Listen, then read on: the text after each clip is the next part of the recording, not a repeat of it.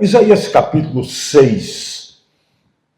O tema da nossa mensagem é adorar a Deus e servir as pessoas, que é um pouco da extensão da Escola de Obreiros e o encontro ministerial que houve lá em Portugal.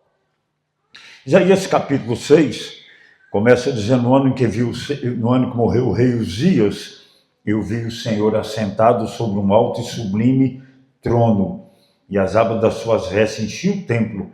Os serafins voavam acima dele, cada um tinha 6 asas, com uma cobria o rosto, com uma cobria os pés, com 2 voavam, e clamavam com grande voz, dizendo: Santo, Santo, Santo é o Senhor dos exércitos, toda a terra está cheia da sua glória. E as bases do limiar se moveram à voz do que clamava, e a casa encheu de fumaça. Então disse eu: ai de mim, estou perdido, porque sou homem de lábios impuros e habito no meio de pessoas de impuros lábios, e os meus olhos viram o Senhor dos exércitos. Então um dos serafins voou para mim, trazendo na mão uma brasa viva que tirara do altar com uma tenaz. E com a brasa tocou a minha boca, e dizeis que ela tocou seus lábios, e a tua iniquidade foi tirada e perdoados seus pecados. Depois disto, ouvi a voz do Senhor que dizia: a quem enviarei e quem há de ir por nós? Então disse eu: eis-me aqui, envia-me a mim. O início do versículo 9 diz assim: vai. Que todos os filhos de Deus sejam marcados pela graça de adorar a Deus e de servir as pessoas. Uma fé autêntica não se limita àquilo que acontece no templo, à adoração que acontece aqui. Uma fé autêntica, ela transborda a serviço do próximo, esteja ele aqui dentro ou fora daqui. A Bíblia nos mostra que adorar a Deus e servir pessoas são expressões vivas do amor a Deus. Então, o que vem ser a adoração, se não a missão principal da igreja? Nós existimos na terra para revelar Deus, para mostrar quem Deus é, para trazer Deus ao conhecimento da humanidade. Adorar a Deus e oferecer a Ele tudo que eu conheço de mim mesmo, em resposta a tudo que eu conheço de Deus. Adorar a Deus é um estilo de vida. Adoração é parar de fazer qualquer outra coisa para entregar todo o meu pensamento, energia, paixão a uma só pessoa, que é Deus. Adorar é quando eu tiro tudo de mim, para dizer aquilo que diz o Salmo: bendize, ó minha alma, ao Senhor, e tudo que há em mim, bendiga ao seu santo nome. Então é fazer tudo que há de mim para chegar a Deus, me conectar a Deus, me relacionar com Deus. Adorar a Deus é prostrar-se em espírito e em verdade. Adorar a Deus é um lugar onde o Criador e a criatura se encontram. Adorar a Deus é o lugar onde o Filho se encontra com o Pai. Adorar a Deus é o lugar onde o pecador descobre o Salvador. Adorar a Deus é quando o fraco se apoia no forte. Adorar a Deus é o lugar onde o impuro é aceito pelo santo. O pequeno se rende diante do grande eu sou, e o finito se conecta com o eterno. Adorar a Deus é quando aquele que nada é se encontra na presença daquele que tudo é. Adorar a Deus, o cego vê a luz divina. O nosso pecado é removido com as brasas do altar. Adorar a Deus é quando eu me conecto com a glória de Deus. Foi o que Isaías teve aqui: eu vi o Senhor. Adorar a Deus é ver a Deus. Adorar a Deus é se encontrar com o Senhor. A maior expressão de adoração, pastor Márcio já fez isso aqui, já disse sobre isso aqui esta noite. A melhor expressão de adoração é quando eu, como ser humano, que ocupo o centro da minha vida, que sento e acho que sou o dono da minha vida, que dirijo as coisas, que defino as coisas, então eu sou o Senhor da vida. Adorar a Deus é quando eu reconheço que eu não sou dono de nada. Então eu saio do trono da minha vida e convido e dou lugar para Deus assentar, para Jesus assentar. Então o lugar onde eu assentava, agora se assenta Jesus. E eu, como adorador agora, me dobro e me rendo diante dele. E reconheço que ele tudo é, e que a minha vida é dele, e que eu sou dirigido por ele. Adoração é descer do trono da minha vida, é tirar o eu daqui e colocar a Jesus, e me colocar submisso a ele, é entregar-se inteiramente a ele. Isto é adoração. E como igreja do Senhor Jesus, nós precisamos desenvolver a graça e a adoração. Quando o ministério de adoração, o ministério de louvor canta, ele não canta para nós, ele canta para Deus e nos convida a cantar para Deus, ele nos convida a adorar a Deus. E cada um vai cantar com a expressão da sua alma. Nem todos serão músicos, mas todos são adoradores. Nem todos terão uma voz tão afinada, tão conectada com a música, mas todos são adoradores, com a expressão da alma, com aquilo que eu tenho, com o levantar de mão, com a minha voz afinada ou não. Eu vou dizer ao Senhor que Ele é aquele que ocupa o centro da minha vida e que eu vou viver inteiramente para Ele. Isso é adorar. Precisamos viver isso. É o chamado principal da igreja, me conectar a Deus.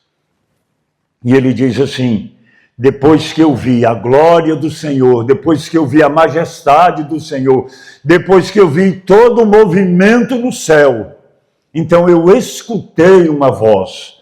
E aí essa voz me chama para, a partir do trono, eu olhar para fora. E ele diz, depois disso, depois de quê? Depois desse momento de adoração, depois desse momento de glória, depois desse momento de vivência que a gente tem aqui, ele diz, eu escutei a voz do Senhor, que dizia, a quem enviarei e quem há de ir por nós? Aí é quando a adoração me leva em direção ao próximo. É quando a adoração me projeta para fora do templo, para que eu cumpra o meu chamado. A quem enviarei? A quem precisa. Aonde ele estiver, como ele estiver, seja ele quem for. A igreja conta com gente para o serviço de Deus. A obra de Deus na terra será feita por homens e mulheres que adoram a Deus e que escutem a voz que direciona para aqueles que estão lá fora. Então, depois da adoração, essa adoração precisa me levar para servir alguém. Às vezes eu vou servir no templo, às vezes eu vou servir fora do templo, mas a adoração não pode finalizar apenas numa conexão horizontal. Ela precisa me projetar. Quando foi perguntado ao Senhor Jesus qual é o principal dos mandamentos, ele citou chamar. Amarás o Senhor teu Deus de todo o teu coração, de toda a tua alma, de todo o teu entendimento, de todas as tuas forças, e segundo ao próximo como a ti mesmo. Então essa relação, ela é vertical e ela é horizontal. Então a adoração é um chamado ao serviço. Isaías viu a Deus, Isaías viu a si mesmo, Isaías viu o próximo, viu que alguém necessitava, escutou uma voz que clamava, a quem enviarei? Então quando Deus se manifesta a alguém, Deus se manifesta para que a gente seja movido em relação ao outro. A coisa melhor, o maior privilégio que um ser humano tem é ter um encontro com Deus. é ser encontrado por Deus, é ser mudado por Deus, é ser liberto por Deus, é ser cheio de Deus, é ser cheio do Espírito Santo, é receber a graça de Deus, é ser batizado com o Espírito Santo, é ter unção, é ter graça, mas tudo isso tem que saltar daqui para alcançar as outras, senão essa chama morre em mim mesmo e o Evangelho precisa alcançar a todas as nações, a todos os povos, estejam eles onde estiver. Quando Deus se revelou a Abraão e Abraão viu a glória de Deus, esteve com Deus, ele intercedeu por Ló. Quando Moisés viu a glória de Deus na sarça ardente, Deus lhe mostrou um povo que precisava de libertação. Quando Paulo viu a glória de Jesus no caminho de Damasco, Deus lhe mostrou as nações da Ásia e da Europa. O meu amor a Deus é reconhecido pelo servir ao próximo. Gostaria que você repetisse isso comigo. O meu amor a Deus é reconhecido no servir ao próximo. Diga de novo para ficar bem memorizado. O meu amor a Deus é reconhecido no servir ao próximo. Jesus declarou a sua unção sobre ele em Lucas capítulo 4, ele diz: o Espírito do Senhor é sobre mim, pois me ungiu. Mas não parou aí, ele me ungiu para quê? Todas as vezes que nós somos ungidos para uma missão.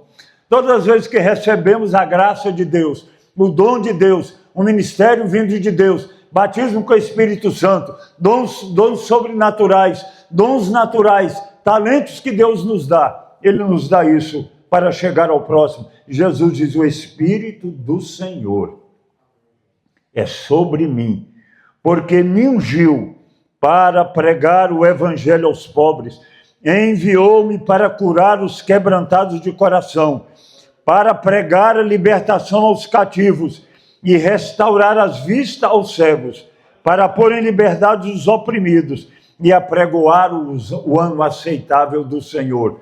O Espírito do Senhor é sobre mim e me ungiu com uma missão, para me levar para lá. A unção não é para ficar em mim. É muito bom levantar as mãos, é muito bom glorificar a Deus, é muito bom ser batizado com o Espírito Santo, é muito bom falar em línguas estranhas, é muito bom ter variedade de línguas, interpretação, discernimento de espírito, é muito bom ter dom de fé, dom de curar, mas isso precisa direcionar a gente para alcançar as pessoas. É isso que faz a igreja crescer. É isso que mobiliza o reino de Deus na terra. É esse tipo de exercício que vai povoar o céu quando Jesus vir para buscar a sua igreja. Muitas pessoas adentrarão os céus porque você ouviu o chamado dele. Você foi cheio de Deus aqui para cumprir a sua missão e o seu ministério. Você vai servir no corpo, você vai servir na igreja conforme o seu chamado. Você vai servir conforme aquilo que Deus colocou em seu coração. Quando você olha aquilo que incomoda, quando você olha aquilo que você vê, gente, isso não pode ficar assim. Isso precisa que alguém faça alguma coisa por esse povo ou por um ministério na igreja. Quando isso incomodar você, é uma forma que Deus está falando com você. Neemias olhou para os muros. Ele nem olhou, ele soube da notícia. O irmão dele chegou e disse: olha, os muros de Jerusalém estão derrubados. Ele estava em Susana, capital do Império Persa.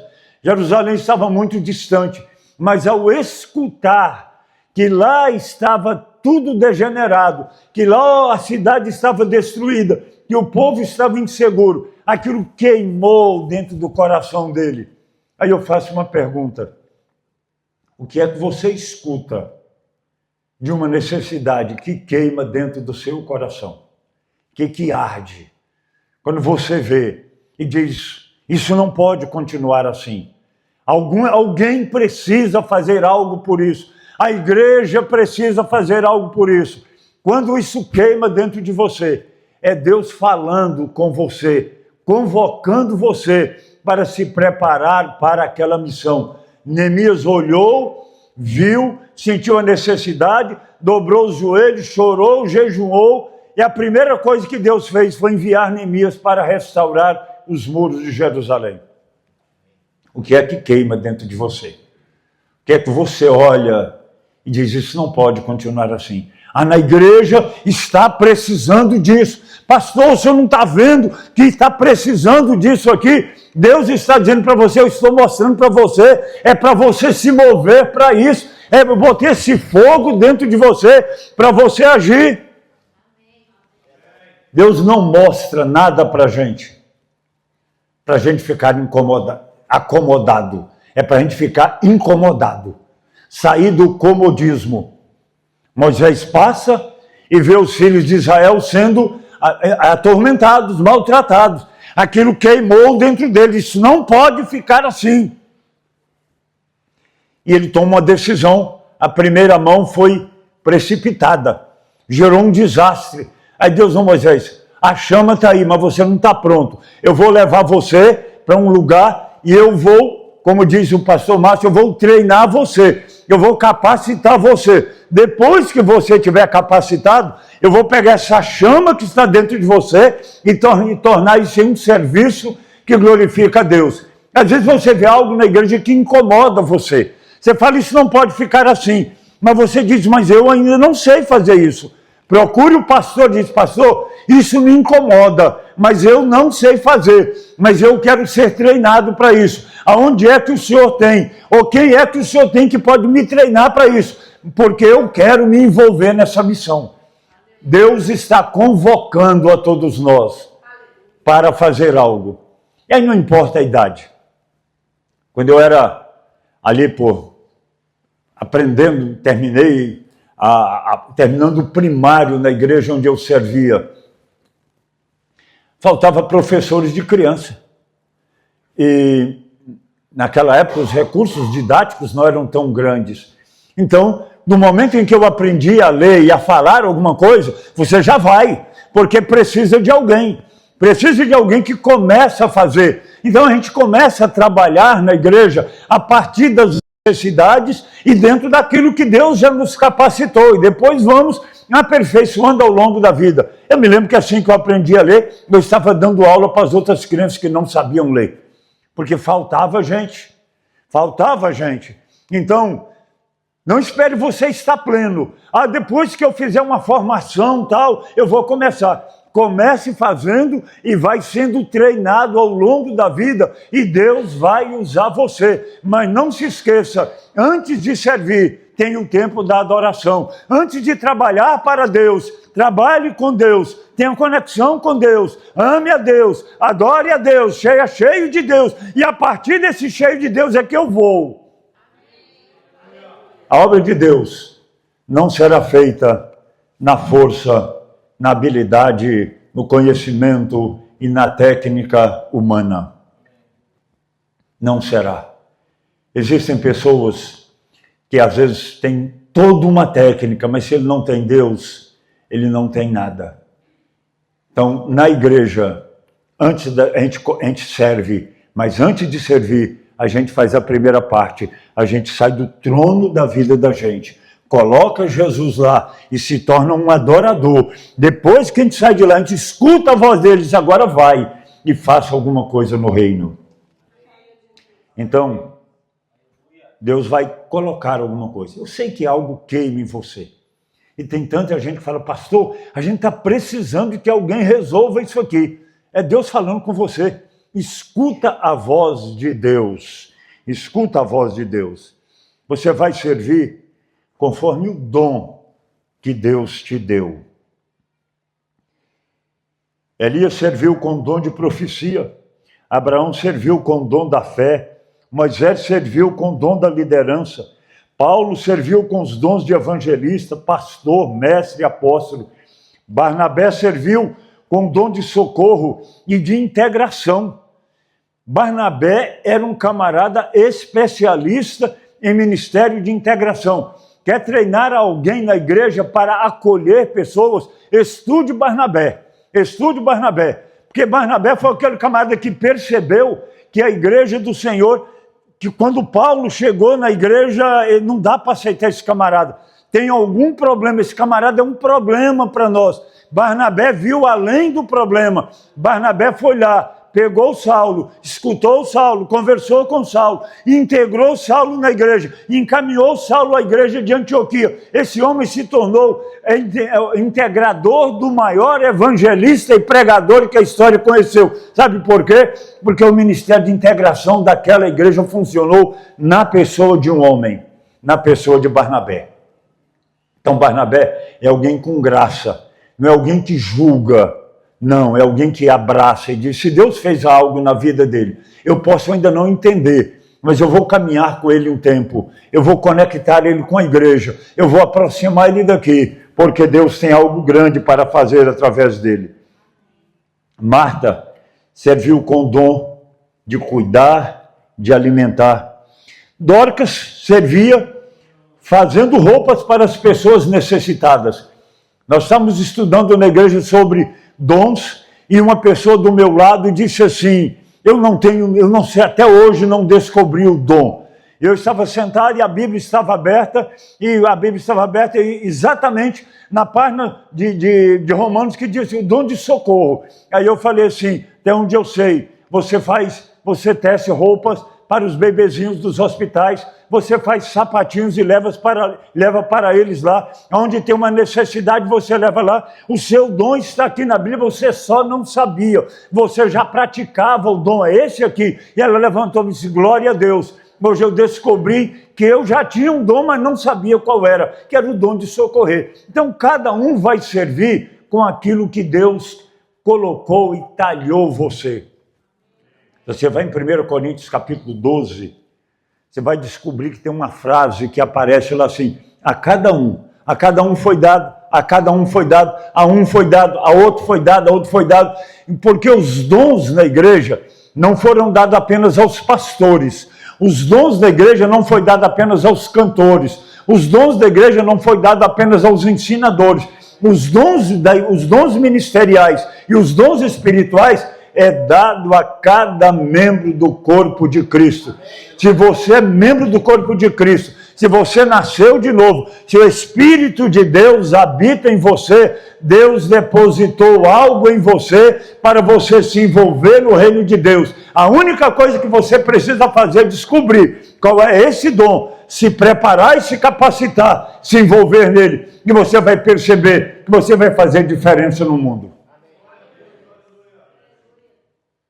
A igreja pode ser melhor, a cidade pode ser melhor, a nação pode ser melhor, o mundo pode ser melhor, se cada membro do corpo de Cristo deixar o papel daquele que entra no restaurante e diz assim, eu quero ser servido disso, quero ser servido de um bom louvor, quero ser servido de uma boa pregação, quero ser servido daquilo, para sair desse ponto e dizer, eu vou ser servido aqui, mas eu sou servido aqui para me alimentar, para servir ali com o dom que Deus me deu. Então Deus depositou em alguém para ministrar em você, para que você com o seu dom ministre na vida de alguém. Você pode dizer amém? Amém. Glória a Deus.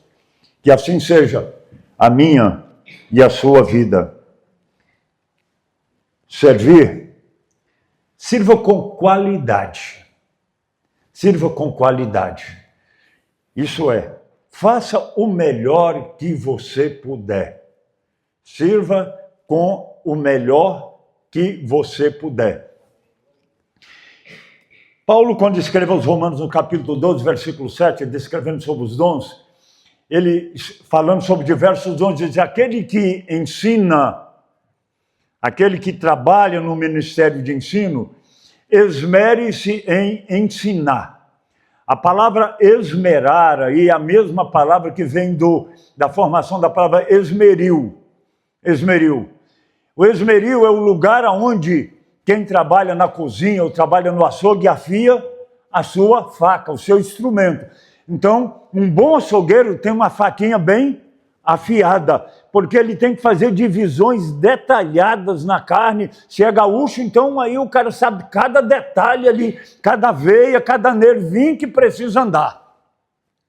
mas a faca precisa ser boa. Então ele precisa constantemente ir ao esmeril. Da mesma forma, o meu dom e o seu dom precisa ter o hábito de estar sendo afiado, melhorado, trabalhado. Eu não posso ser o mesmo Walter que eu fui há 20 anos atrás, há 30 anos atrás, há 10 anos atrás, o mesmo Walter que eu fui ontem. Eu tenho que ter em mim uma visão de melhora, uma visão de fazer melhor. Se eu toco hoje, eu vou tocar melhor amanhã. Se eu canto hoje, vou cantar melhor amanhã. Se eu prego hoje, vou pregar melhor amanhã. Eu tenho que ter comigo essa necessidade de que o melhor eu preciso dar a Deus. Eu gosto quando Davi foi indicado para Saul, não foi nem apresentado, indicado. Saul, eu preciso de alguém, busque um arpista para vir trabalhar aqui no palácio, alguém diz para poder tirar esse mal que está dentro do coração do rei. E alguém fala de Davi assim, achamos a Davi, o belemita, bonito, os olhos azuis, não sei o quê, mas diz assim, mas ele sabe tocar e toca bem. Olha que coisa extraordinária. Ele não apenas tocava, ele tocava bem. Então ele era alguém que estava preparado, que estava afinado, que estava direcionado. Ele fazia lá no pasto com qualidade, por isso foi colocado para fazer lá no palácio. Se quer ser usado por Deus em lugares extraordinários, comece a fazer bem aqui, na casa do Senhor. Comece a fazer bem aqui. Melhor aqui. Aí, de repente, Deus vai te colocar em lugares que você nunca imaginou. Mas tem que fazer bem aqui. Ele saiu do pasto das ovelhas, aonde era conhecido como o cara que tocava, mas tocava bem. Então, porque ele tocava bem, ele foi parar em lugares que ele não imaginava. Terminando. Conclusão. Adorar a Deus e servir as pessoas é o coração do Evangelho. Quando adoramos, nos aproximamos de Deus. Quando servimos ao outro, revelamos Deus ao mundo. Só é possível revelar Deus ao mundo, quem anda com Deus. Viva, então, de tal forma que as pessoas vejam Deus em você. Antigamente, a gente cantava assim, que a beleza de Cristo se veja em mim, toda sua admirável pureza e amor. Vem tu, chama divina, meu ser todo refina até que a beleza de Cristo se veja em mim. Quer que o mundo veja Deus em você?